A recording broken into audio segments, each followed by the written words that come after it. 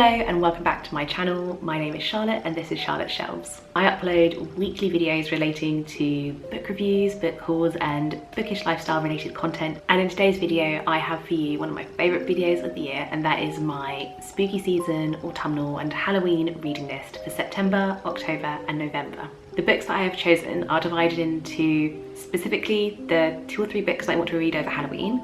I've got a handful of classics that I would really like to read this season. I've got a big chunk of contemporary horror and thrillers that I would also like to try and make my way through.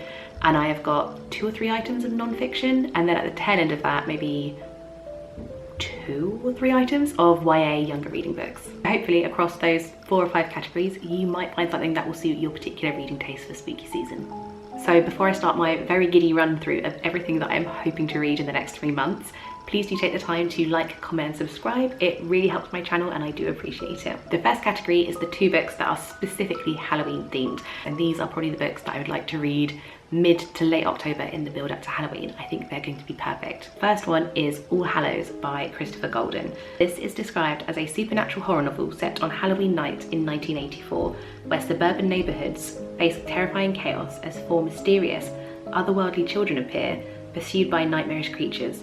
As long-buried secrets among townspeople come to light, the line between reality and nightmare blurs, plunging the community into a desperate fight for survival. I thought that sounded great. It also reminded me a little bit of some of the characters from Trick or Treat, if you've seen that splendid horror movie. This was also one of those where, in quite a shallow way, the cover made me go, that looks like a bit of me. I've heard it's very atmospheric. I've heard it's set on Halloween. I mean, what more could you want for a Halloween themed read? This brings me nicely into my second Halloween themed read, which is literally called This Is Halloween. This is by James A. Moore. It again has another beautiful, very seasonal, very evocative cover that makes you think, I definitely want to read that if I'm a spooky girl. This is described as a chilling horror novel set in the town of Amber Grove, where Halloween awakens dark forces that have been long buried beneath the surface. As the night unfolds, residents are forced to confront sinister creatures and the horrifying truth that the town's festive traditions hide a deadly curse. So I picked both of those because I thought they sounded similar. They seemed in the same sort of vein. It's little towns, small communities, curses, spooky things going on. It sounded like secrets were going to be revealed, and I thought that was perfect for spooky season. I both managed to capture that sort of eerie atmosphere and terror and playfulness that is the evening of Halloween. That sort of seasonal feeling, and that was what I got from the blurbs and from the reviews that I've seen about them, and I can't wait to pick them up. Next we have classic horror, and I have I think 3 books in this section. The first one that I want to start with is this anthology of H.P. Lovecraft short stories.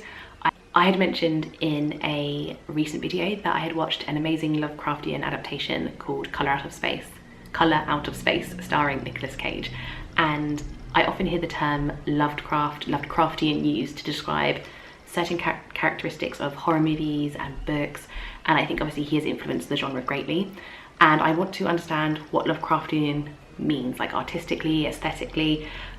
I think it's a bit like if you've ever read Kafka and then you read literature that is described as Kafkaesque, you have to have read Kafka's works to understand what that means in a literary or an artistic sense. So I'm hoping by reading Lovecraft's works, I will then be able to have an understanding of what that means in literature and movies and the horror genre in general. Next, I have one that I also mentioned recently, and this was, I think, given to me for my birthday, and it is Carmilla. Carmilla is the sapphic pre-Dracula vampire classic that other booktubers keep telling me that I need to read in order to understand and appreciate Dracula a little more.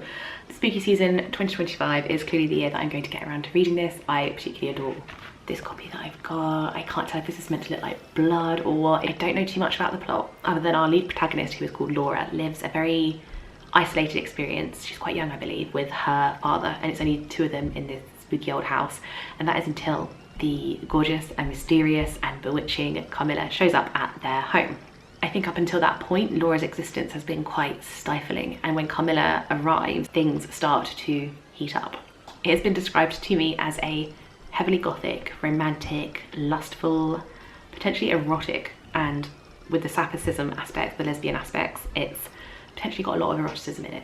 The third classic that I have on my list, which is also on Kindle, is We Have Always Lived in the Castle by Shirley Jackson. This was in my last year's spooky season TBR, and I didn't get around to reading it. I believe this is also another gothic kind of novel. It might even be a novella, I believe. It's not too long. This has genuinely incredible reviews online, both on Storygraph and Goodreads. I read someone's review and they described it as genuinely upsetting and distressing, which obviously piqued my dark little heart's interest. I believe this book was published mid-20th century, so it's slightly more modern or contemporary compared to Carmilla, but I am always interested in a Gothic novel. One of the reviews that I read about it, it described it as a deliciously unsettling novel about a perverse, isolated and possibly murderous family and the struggle that ensues when a cousin arrives at their estate. That sounds so dark and gritty and enticing, and I cannot wait to actually get around to that this season. Next, we are on to the biggest category in this video, and that is contemporary horror and thrillers. I will try to get through these relatively quickly so you're not here with me for 2 hours, but I could happily talk to you about these books for 2 hours. The first book is Hidden Pictures by Jason Reichenach. This I have actually already read recently, but I think it's still worth including in this. If you are not into super scary books, this would be a good choice, because it is just erring on the side of creepy. Just a little bit eerie, just a tiny smidge of unsettling, and the plot in this is quite fast paced. The twists in this are good. I think 1 or 2 you might be able to predict, but I still think this is a great read, and also it's got all the elements of a good seasonal spooky read on. And the premise, very loosely, is that our lead protagonist is fresh out of rehab. She has been clean for about a year or 2, and her first job that her sponsor helps her find is working as a nanny for a very wealthy family. The little boy, who she is the caretaker of, starts to draw these very spooky, creepy pictures, and certain things start to happen in the house. And because of her history with drug addiction, there are boundaries blurred between what could be related to drugs or her own mind. We're not quite sure who to trust, whether this child is just being haunted, whether there's something paranormal or something psychological going on. There are a number of factors that mean you're not quite sure, firstly, if you can trust your narrator, or if you can trust the drawings, or if you can trust what's going on. I liked that the boundaries between reality and fiction got a little bit blurred. I'm not sure if I believed if it was a paranormal entity that was haunting them, or whether it was our lead female character, or whether it was the little boy, or if it was a prank. Like, I wasn't sure what was going on for a good sort of 50% or so of the book, and I really liked that. The next book I have is on Kindle, and that is We Used to Live Here by Marcus Kluwer. This is described as a young couple moves into what seems like the perfect house, only to be unsettled by mysterious visitors, strangers claiming that they used to live here.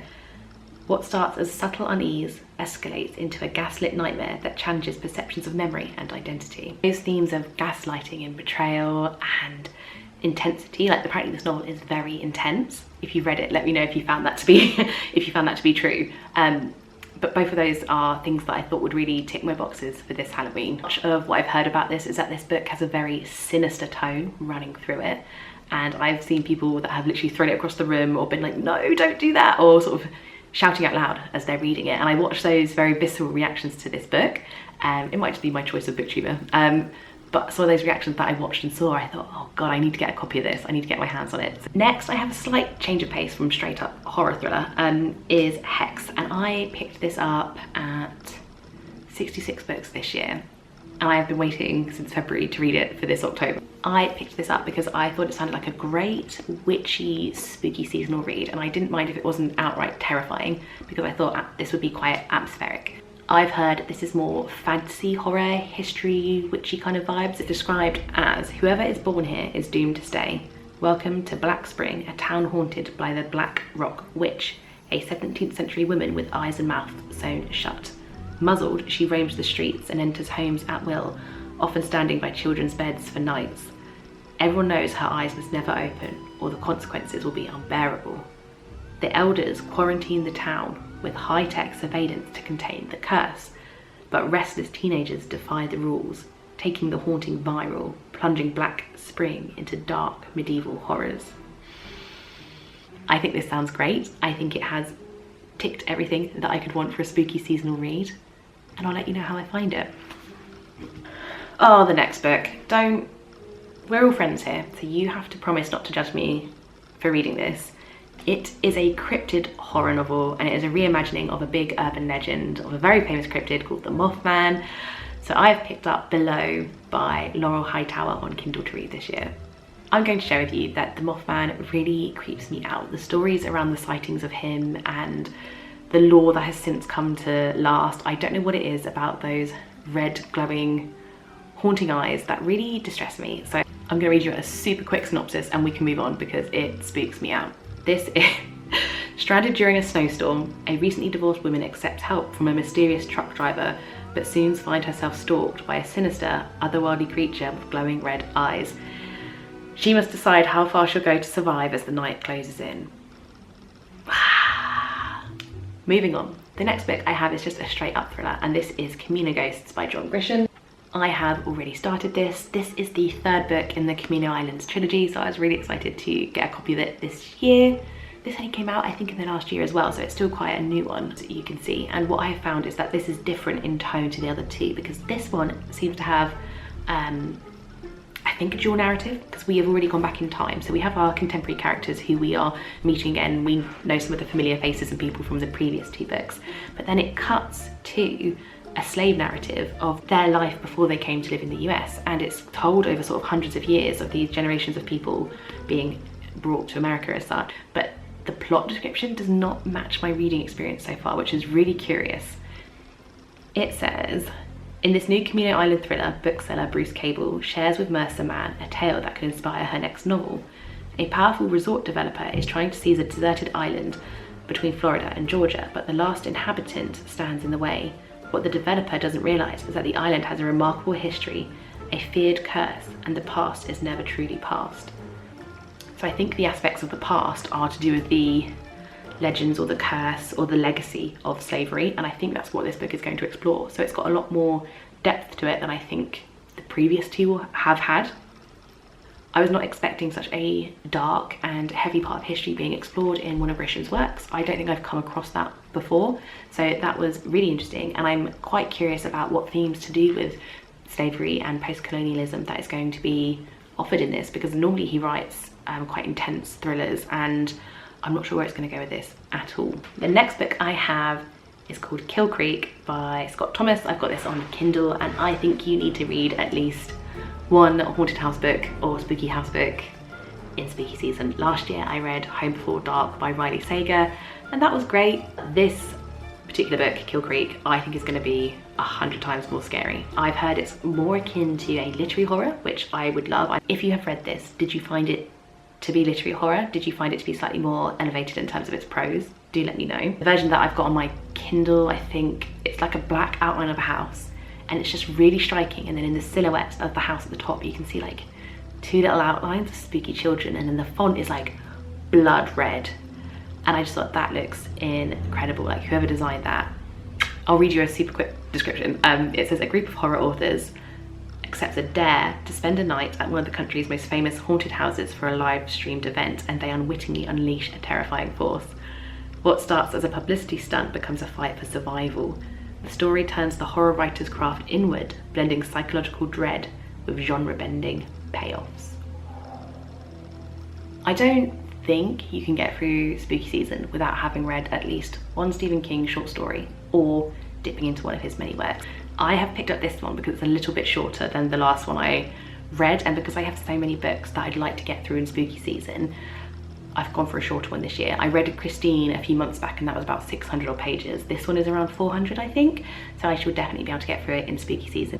It's also one that I haven't heard much about at all, so I'm curious to pick that up because I'm not going to go in with any preconceptions. This has really great reviews on Storygraph. I think it was about a 3.8, which I was like, amazing, definitely down to read that. But also, apparently this is very character-led, and I thought, interesting, okay. I'll read you a super quick plot description. This is described as a gripping blend of horror and psychological drama. The novel follows Jamie Morton, a musician haunted by his childhood connection to Charles Jacobs, a charismatic preacher obsessed with electricity and mysteries of the afterlife. As their lives intertwine over the decades, Jacobs experiments with a terrifying force, and it pushes the boundaries between science and the supernatural, leading to a horrifying revelation about what lies beyond death. Oh my goodness. If you've read Revival, do let me know if you think it could be categorized as a religious horror. I won't be disappointed if it isn't. That's probably just the impression that I've got so far.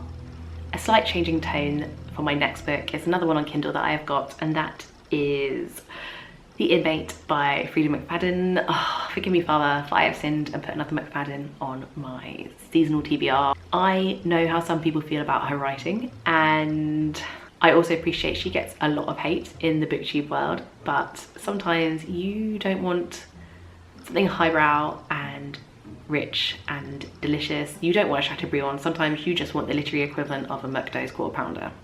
And that is what McFadden is for me. This one piqued my interest because it is described as a claustrophobic read. A nurse practitioner takes a job at a maximum security prison bound by strict rules, only to find herself entangled in a web of trauma, memory and danger. As secrets emerge, this psychological thriller unearths how healing and horror can coexist behind bars. So I think the nurse in this story, she has some back history with one of the inmates there, and she thinks they don't recognise her, or he does recognise her and they don't realise, or they're in love with each other. There was some ambiguity about various plots that I read online for it, but I just drew a line under it and went, you know what, if I want an easy bingeable read that is not going to be as emotionally draining or distressing compared to some of the books I've picked up for the next few months, this will be a nice palate cleanser, and that's what it's going to be. Next I have, I don't know if it's classed as horror, it's literary fiction, true crimey horror, it's a lot of hybrids, and this is Bright Young Women by Jessica Knoll. I've been trying to get around to this all year, and I've drawn a line under it, and I've said September is the month that you're going to read this. I've wanted to read it for so long.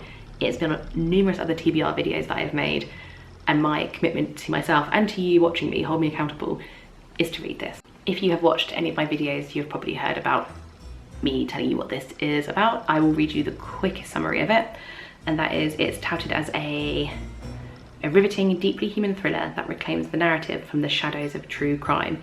Inspired by real events, the novel shifts the spotlight from the notorious killer to the women whose lives were shattered.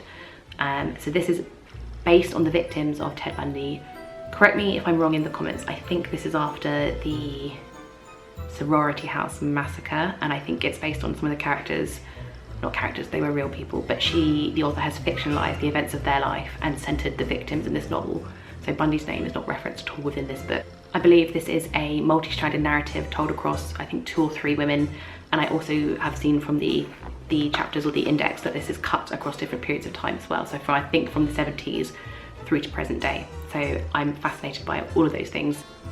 I know in the true crime genre that works that explore atrocities can often be seen as exploitative, especially towards victims and their voices, and I'm curious to see if this is empowering or is liberating the word I'm looking for. If you've read this, do let me know if that makes sense, and also if you think the book achieves that, because I'd be curious to see if it does. And if you've read it, what were your feelings about how the women in this book were depicted? Because I'd be super curious to know. The next book I have is also on Kindle. This is called The Last Word by Taylor Adams. This isn't as popular book. I found out about it through BookTube, but I've heard it's a little bit silly. And this is apparently a author who writes a terrible Amazon or Goodreads review about a particular author's book, and absolutely sort of tears it down and destroys it. And that author then decides to then kill them. That was what my understanding of the plot was. Like, something goes awry and that author then decides to hunt the poor reviewer down, and that's why it's called The Last Word. Like, one of them will have the last word.